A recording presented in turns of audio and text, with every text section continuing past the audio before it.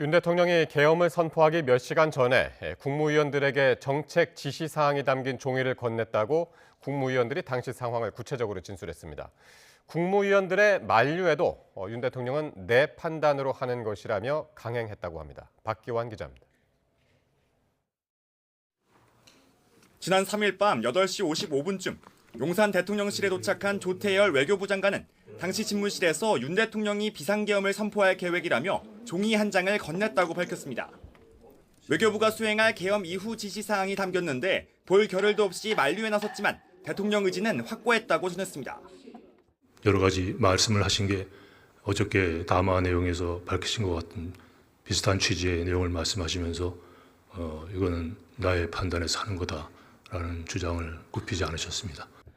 뒤이어 도착한 최상목 경제부총리 역시 계엄이 시장에 미칠 파장이 크다며 대통령을 설득한 것으로 파악됐습니다. 하지만 결국 비상계엄을 선포하고 돌아온 윤 대통령은 이번에도 종이 한 장을 줬다고 최 부총리는 증언했습니다. 계엄 이후 구체적인 재정 정책을 지시한 겁니다. 기억하기로는 이 비상계엄 상황에서 재정 자금 이렇게 유동성 같은 확보를 잘해라 이거 고문적만 기억은 납니다. 그런 한두 개 정도 글씨가 써 있었습니다. 계엄 이후 계획까지 윤 대통령이 직접 국무위원들에게 전달했다는 건데 이는 대국민 담화 내용과 배치된다는 지적도 나왔습니다. 국회를 향해서 경고성 계엄을 하신 거면 이렇게 순차적으로 체계적으로 계엄 이후에 경제와 외교를 어떻게 해라라는 지시사항이 담겨있는 문건을 줄 리가 만무하죠. 대통령은 이걸 금방 끝낼 생각이 아니었던 거예요. 한덕수 총리는 당시 회의가 국무회의의 형식과 절차도 지키지 못했다고 토로했습니다.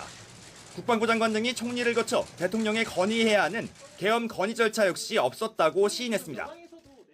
그것은 분명히 법에 따르지 않은 것이고요. 저한테는 워낙 보고가 없었기 때문에 제가 그 문제를 한덕수 총리와 최상목 부총리 등이 경찰 조사를 앞둔 가운데 수사를 통해 비상계엄 당일 밤 대통령실 회의의 전말이 드러날지도 주목됩니다. YTN 박변입니다.